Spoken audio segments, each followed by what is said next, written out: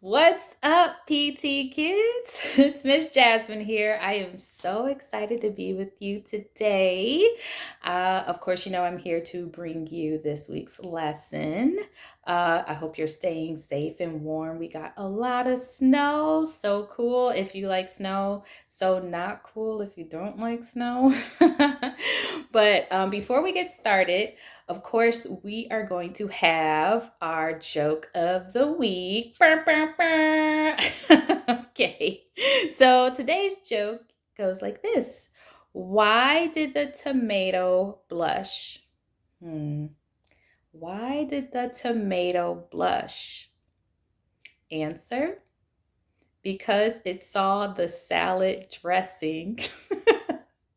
Boom, boom. That one was funny to me. I hope you enjoyed that one. So, if you can't tell by what I'm wearing, see, it's a little festive. You see my earrings. I think I wore these last year. We are in the month of February, and during the month of February, we celebrate Black History Month. And it's probably one of my favorite times. But I just want you to know that just because we set some time aside for Black History in February, Black history is American history. So every day is Black history, okay? But February is a time that we highlight the contributions of African Americans to American society, okay? Each week of February, we're going to be looking at a young person, whether they're from the past or from now, and seeing how they have impacted and changed their world, okay? So I have someone for us to learn about today. Her name, our young person's name today, is Mari Copeny. So you might not have heard of Mari. So at the age of 8 years old, Mari wrote a letter to President Obama to shed light about the water crisis happening in Flint, Michigan. So Mari's letter prompted the president to visit Flint and to investigate the water crisis himself. Because of Mari's outcry for her city, the president approved $100 million, dollars to help Flint, Michigan. Wow. An 8-year-old, okay? But that's not where she stopped. So Mari's age didn't stop her from making a huge impact on conversations surrounding environmental racism. So you're like, how can the environment be racist? Well, here's what environmental racism is. It is unfair hardship or burden of environmental hazards placed on people of color. So families who are living in areas with high levels of air, water, and other environmental pollutants that drastically affect their health. The other side of environmental racism is the lack of rules made or the government not enforcing the rules to help protect families of color. So Mari gained the nickname Little Miss Flint because her impact on her community didn't just stop with her letter to President Obama. Since then, Mari has raised over $250,000 and has given out over 1 million bottles of water to her community. Wow, that's a lot of bottles of water. But Mari's contributions don't just stop there. In 2017, Mari continued her dedication to social justice by becoming a national youth ambassador to the Women's March on Washington and the National Climate Mari. Mari is also dedicated to preventing bullying. She is also a member of the Flint Youth Justice League. Sounds like a superhero Avenger thing, doesn't it? She sat on the 2019 Kid Box Board of Directors as the chairwoman of the board. She also proudly works with 18 by 18, which is a youth organization founded by her mentor, Yara Shahidi, who's an actress. Mari has also spoken twice at the March for Science about the Flint water crisis. Mari also has, y'all get this, her own doll. I'm so excited. I'm going to get it myself, okay? I saw the doll is super cute. She also sits on the Flint Youth Justice League and the MDE Anti-Racist Student Advisory Council. Wow. Okay, so Mari started at 8. She probably started before she was 8, okay? And now she's 14.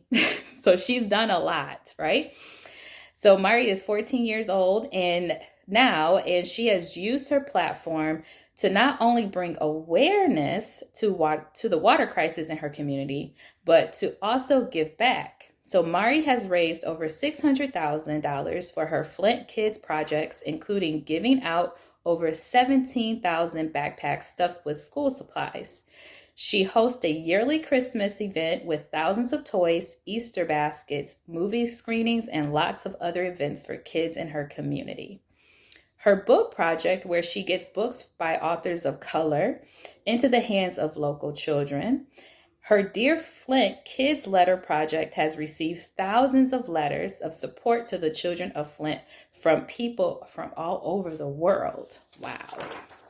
Mari has worked to advance her efforts in helping her city by producing her own water filter that ships all over the country. This girl's amazing, right? So far, she has raised over $600,000 to produce and distribute her filters.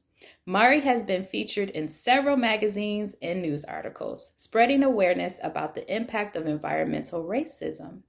When she grows up, she plans to run for president in 2044. And you know what, Miss Mari, you got my vote, okay? Here's some inspirational quotes from Miss Mari. She said, "Kids need to see themselves as superheroes, and you are never too young or too small to change the world." Awesome, Miss Mari. Woo! So that is a young person who is making a huge impact right now in real time, okay? But we're going to be looking at some young people also in the Bible. We're going to focus on one today. So did you know that there's some young people in the Bible, right? And we talked actually about one last week. If you had looked at the video last week, do you remember who it was? Yeah. It was Jeremiah. Jeremiah was called by God at a young age. He was scared about his big task of being a prophet for God, but he learned that God is with him and will help him, right? So this week, we will be focusing on another young person in the Bible. So let's see if you can guess who they are. So here's some clues. It's a boy. His story is found in the Old Testament. He lived during the time when God's people were split into two kingdoms. So there was kingdom of Judah and the kingdom of Israel. His fathers before him were very evil kings and pulled the Israelites away from God. And he became king, get this, when he was 8 years old. So do you know who it is? That's right. It's Josiah.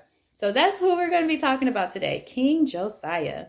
So just like Mari, Josiah made history at the young age of 8. Just so we can wrap our minds around this, if King Josiah was in school, he would be in 2nd grade. Yeah, so can you imagine if you're in 2nd grade, one of your classmates is like, "Hey, y'all, yep, I'm king now over my country." I don't know.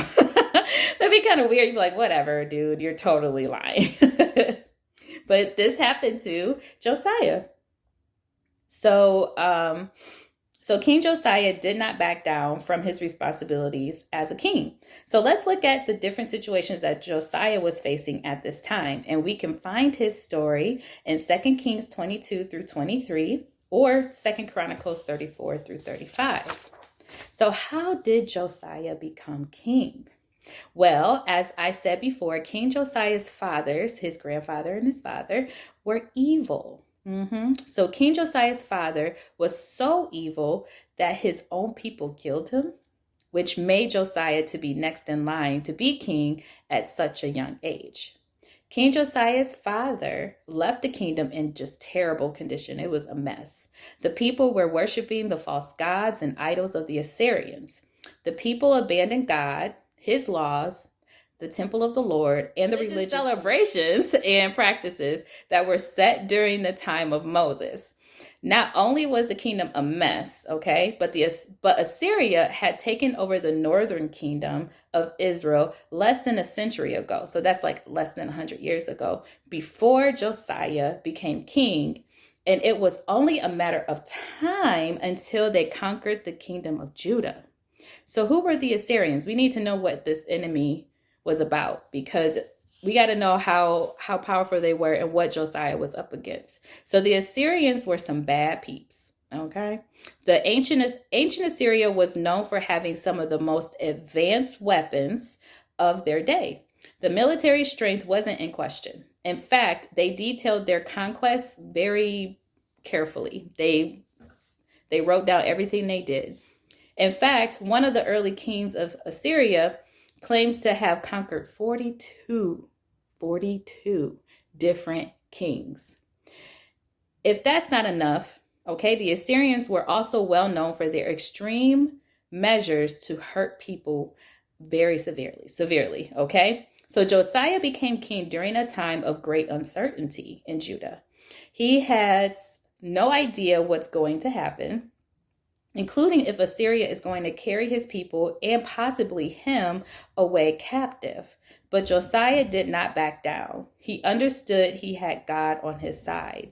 In 2 Kings 22, verse 2, it says, "And he did what was right in the eyes of the Lord and walked in all the way of David his father. And he did not turn aside to the right or to the left." Okay, so let's see what extraordinary changes Josiah made while he was king. So the first thing he did was Josiah repaired the temple of the Lord. So this was the first step that Josiah took to make an impact, was restoring Solomon's temple, okay? So the place where the people of Israel worshiped God, the temple at this time was being used to worship false gods. With Josiah making this drastic change, it was sending the message that God is the only true God who should be honored and worshiped. The second thing that impact that Josiah did was bringing order back to the kingdom of Judah. So while the temple was being restored, the high priest found the book of the law. Josiah's secretary read the book to him, and Josiah became very troubled. He sent his people to discover more about what the book of the law meant for him and the people of Judah. Remember, I said that Josiah's fathers were evil and abandoned the law of the Lord? Well, instead of trying to live up to his early fathers and try to fill their shoes, Josiah followed the steps of his heavenly father. He changed the course of destruction that the kingdom of Judah was on and directed them back to God. The third thing that Josiah did, Josiah destroyed the false gods and idols of the Assyrians. Okay, so we talked about how powerful the Assyrians were, right? So, Josiah found it was better to follow God than to cower in fear from the Assyrians. To make his point known to the people of Judah and to the Assyrians, he removed the false gods and the idols out of the Lord's temple. He burned them and grounded them into dust. I mean, like, who's the big man on the block now, right? Who's powerful now? It's King Josiah. And the last thing we know of that he did during his reign is that Josiah restored the Passover. So in 2 Kings 22, verses 21 through 23, it says, "And the king commanded all the people to keep the Passover to the Lord your God, as it is written in this book of the covenant. For no such Passover had been kept since the days of the judges who judged Israel, or during all the days of the kings of Israel, or of the kings of Judah. But in the 18th year of King Josiah, this Passover was kept to the Lord in Jerusalem." So at a young age, Josiah made history. Okay, he brought his people back to God. He stood up to the Assyrians. He restored the temple of the Lord. I mean, that's amazing, right? In 2 Kings 23, verse 25, it says, "Before him there was no king like him. He turned to the Lord with all his heart and with all his soul and with all his might, according to all the law of Moses, nor did any like him arise after him." So just like Mari Copany, and King Josiah, you are never too young to be great, and you are never too young to make an impact on your community.